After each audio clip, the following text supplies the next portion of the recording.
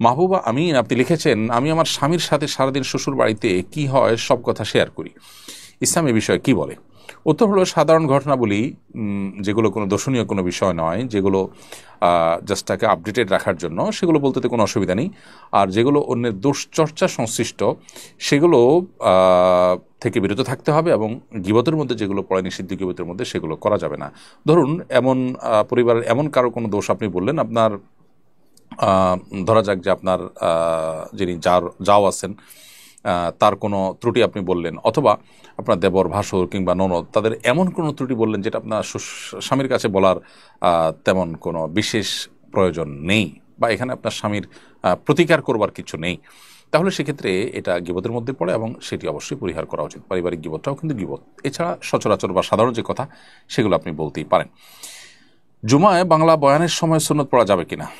জুমার খুতবা তো মূলত শরিয়া সম্মত খুতবা দুটি, কিন্তু অনেক আগে থেকে মুসল্লিরা এসে যদি বসে থাকেন, তাদেরকে যদি কিছু নাসিহা করা হয় এবং তাদের সময়টাকে কাজে লাগাবার চেষ্টা করা হয়, যেটা পার্ট অফ খুতবা হিসাবে না, তো সেটা নাজায়েজ হওয়ার কোনো কারণ নেই। খুতবার স্থলাভিষিক্তি হিসাবে যদি আরেকটা খুতবা যুক্ত করা হয় তাহলে তবে তাতে পরিগণিত হবে, কিন্তু খুতবা তো দাঁড়িয়ে দেওয়া হয়, এগুলো বসেই সাধারণত করা হয়, এবং উপস্থিত লোকগুলো যারা চলে আসছে তাদের সময়টাকে জাস্ট কাজে লাগাবার একটা প্রচেষ্টা। সেই হিসেবে এই আলোচনা চলাকালীন সময়ে যদি আপনি সুন্নত পড়তে চান পড়তে পারেন, কারণ এটি খুতবা না। খুতবা যদি হতো তাহলে খুতবা চলাকালীন সময় আপনার সুন্নত নফল পড়ার উপরে নিষেধাজ্ঞা রয়েছে, যদিও দুখল মসজিদ কেউ যদি না পড়ে থাকেন, নবী সাল্লাল্লাহু আলাইহি ওয়াসাল্লাম এক ব্যক্তিকে খুতবা চলাকালীন সময় দাঁড় করিয়ে সেটা পড়িয়েছেন। এছাড়া খুতবা চলাকালীন সময় নামাজ কালাম পড়া নিষেধ, কিন্তু এই বাংলা আলোচনা যেটা, সেটা তো আসলে কোনো খুতবা না, বিধায় এই সময়টাতে আপনি দুখল মসজিদ অথবা সুন্নত পড়তে পারেন। তবে সেটা বারান্দা, পিলার আড়ালে এমন জায়গায় কোনো পড়লে, এমন কোনো জায়গায় পড়লে ভালো যেখানে পড়ার মাধ্যমে আপনি অন্য কাউকে বিরক্ত করার হাত থেকে রক্ষা পেলেন, বা অন্যের মনোযোগ নষ্ট হলো না, কিংবা আপনারও নামাজের মনোযোগ নষ্ট হলো না। এরপরে প্রশ্ন হলো, আমার বাবা পুলিশ অফিসার ছিলেন, বেতনের বাইরে বিভিন্ন জন থেকে ঘুষ নিয়ে গাড়ি করেছেন, তিনি মারা গেছেন, আমরা জানি না কোনগুলো হারাম টাকায় আর কোনগুলো হালাল টাকায় করা। ওনার কোনো ব্যবসাও ছিল না, এখন আমাদের করণীয় কি? প্রিয় দর্শক, আপনার বাবা যে সমস্ত বাড়ি গাড়ি করেছেন এগুলোর সুনির্দিষ্ট কোনো অ্যাসেট অবৈধ টাকায় করেছেন এরকম আপনারা জানতে পারলে সেটাকে আপনারা সাদকা করে দিবেন, অথবা ব্যক্তির মালিকের কাছে ফেরত দিবেন। আর যদি কোনো বিশেষ অ্যাসেট কোনো ব্যক্তির তিনি অন্যায়ভাবে আত্মসাৎ করেছেন বা হারাম ঘুষ হিসাবে গ্রহণ করেছেন এটি আপনি জানতে পারেন, তাহলে সেটাও ওই ব্যক্তির কাছে ফেরত দিতে হবে, অথবা ওই ব্যক্তিকে না জানা থাকলে বা তাকে চিহ্নিত করা না গেলে আপনি নিশ্চিত যদি হন যে এটা হারাম টাকাই করা হয়েছে, তাহলে আপনি সাদাকা করে দিতে হবে। আর যদি এর কোনোটি জানা না থাকে তাহলে সেই সব সম্পত্তি আপনাদের জন্য হালাল এবং হারাম মিশ্রিত মনে হলে যতটুকু আপনার বাবার অবৈধ উপার্জন বলে মনে হবে ওই পরিমাণ সম্পদ সাদাকা করে দেওয়াটাই হলো আপনার বাবার জন্য এবং আপনাদের জন্য নিরাপদ। আর বাকিটুকু আপনারা ভোগ করবেন, এটা আপনাদেরকে ধারণা করে, অনুমান করে, আন্দাজ করে বের করতে হবে। এরপরে মোহাম্মদ মাহবুর রহমান আপনি লিখেছেন, বাচ্চাদের জন্য যে সকল শিক্ষণীয় খেলনা আছে সেগুলোর মধ্যে যদি প্রাণীর ছবি থাকে তাহলে এটা হারাম নাকি হালাল? যদি এটা শুধু বাচ্চাদের খেলনা হিসেবে ব্যবহৃত হয়, যেমন পাজলের মধ্যে প্রাণীর ছবি, দেখুন প্রাণীর যদি অবয়ব থাকে বা ডামি থাকে, যেটা সুস্পষ্ট ছবি নয় বা অঙ্গ প্রত্যঙ্গগুলো বোঝা যাচ্ছে না, জাস্ট ডামি বোঝা যায়, ছাপ বোঝা যায়, তাহলে এই খেলনা ব্যবহার করতে কোনো অসুবিধা নেই। আর যদি সুস্পষ্ট হাত পা, চোখ, মুখ ইত্যাদি থাকে, পরিষ্কার বোঝা যায়, তাহলে সেক্ষেত্রে এ ধরনের খেলনা বাচ্চাদেরকে দেওয়া উচিত না। যদি এ সম্পর্কে অনেক ফকিগণ, অনেক উলামা ইকরাম ভিন্নমত পোষণ করেন, তারা বলেন যেটা জায়েজ আছে এবং এ সম্পর্কে দু একটা হাদিস তারা পেশ করে থাকেন, কিন্তু এক্ষেত্রে নিরাপদ মত হলো যেন বাচ্চাদেরকে আমরা সুস্পষ্টভাবে কোনো ছবি, প্রাণীর অবয়ব বোঝা যায় এরকম কোনো খেলনা তাদেরকে যেন না দিই, এটাই হলো অধিকতর নিরাপদ। কারণ হাদিসে আমভাবে সাধারণভাবেই এ ধরনের প্রাণীর ছবি এবং মূর্তি, ভাস্কর্য ইত্যাদি আমাদেরকে ধারণ করতে বা ঘরবাড়িতে রাখতে নিষেধ করেছেন। এর পরের প্রশ্ন হলো, আগে এক ছেলের সাথে সম্পর্কের সময় কসম করে বলেছিলাম তাকে বিয়ে করব, এখন সে অন্যত্র বিবাহিত এবং আমি অন্য একজনের সঙ্গে বিবাহিত, কসমের কাফারা না দেওয়ার কারণে কি আমার বর্তমান বিবাহের বৈধতায় কোনো ঘাটতি রয়ে গেছে?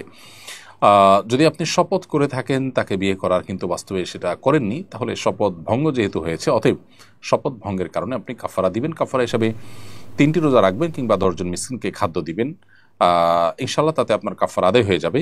কিন্তু কাফারা আপনি আদায় করেননি, এমন অবস্থায় বিয়ে করেছেন, এর কারণে আপনার এই বিয়ে বিশুদ্ধ হওয়ার ক্ষেত্রে কোনো অসুবিধা হবে না, অর্থাৎ বিয়েটি বিশুদ্ধ হয়ে গেছে, যদিও কাফারা আদায় করাটা আপনার উপরে অবশ্য কর্তব্য, সেটা আপনি পালন করবেন।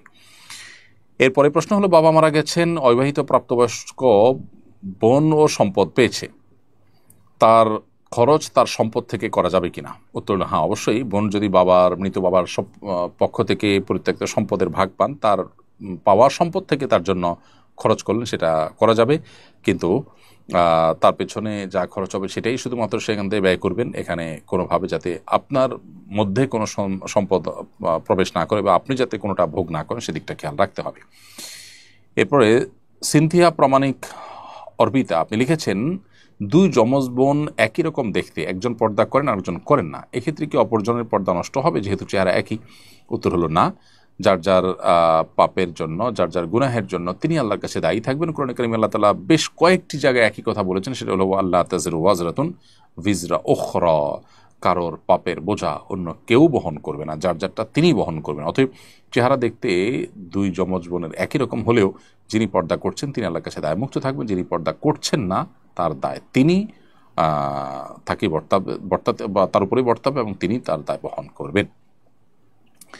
এরপরে প্রশ্ন হলো, একজন আমার কাছে ঋণ হিসাবে কিছু টাকা চেয়েছে, আমি তাকে তা দেওয়ার সময় অগ্রিম জাকাতের নিয়ত করেছি, তাকে মুখে জাকাতের কথা বলিনি, বছর শেষে যদি দেখি আমার উপর জাকাত ফরজ ছিল না, তাহলে কি ওই টাকা ফেরত দিলে নিতে পারবো?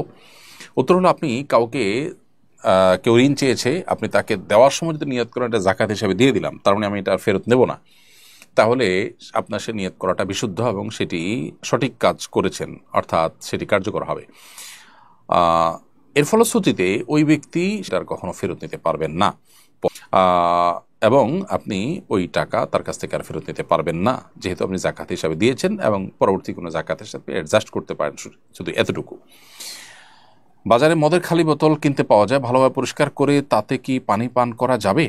উত্তর হলো যে, ভালো করে ধুয়ে যখন পান করবেন সেখানে কোনো হারাম কিছু নেই, হারাম কোনো উপাদান নেই, তাহলে সেক্ষেত্রে এটি আপনার জন্য হালাল, কারণ আপনি পান করছেন হালাল পানীয় এবং পাত্রর মধ্যে হারাম কিছু নেই, অতএব পাত্র তো মূলগতভাবে কোনো হারাম কিছু না, তার উপাদানটা হারাম ছিল, সেটা যেহেতু নাই এখন পরিষ্কার করা হয়েছে বিধায় এখানে পানি রেখে আপনি পানি পান করতে পারবেন। কিন্তু এ ধরনের বোতলের ব্যবহার অন্যদেরকে আপনার সম্পর্কে ভুল ধারণা দিতে পারে কিনা, ভুল বার্তা দিতে পারে কিনা, অথবা ওই হারামের কথা বারবার মনে পড়তে পারে কিনা, অথবা তাদের আপনি আকৃষ্ট হতে পারেন কিনা, এই সমস্ত ইস্যুগুলো চিন্তা করে এটা অ্যাভয়েড করা গেলে সেটা উত্তম।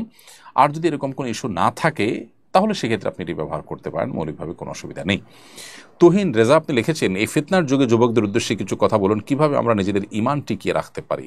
ভাই তুহিন রেজা, আমি আপনাকে বলবো, প্রথমত সূরা ইউসুফ আজকের যুবকদের, আজকের তরুণদের খুব বেশি করে বারবার করে অধ্যয়ন করা উচিত, কিভাবে একজন ঈমানদার তরুণ আল্লাহর প্রতি বিশ্বাসের শক্তিতে বলিয়ান হয়ে কিভাবে হারাম অফার থেকে নিজেকে রক্ষা করেছে এবং অমর হয়ে আছেন।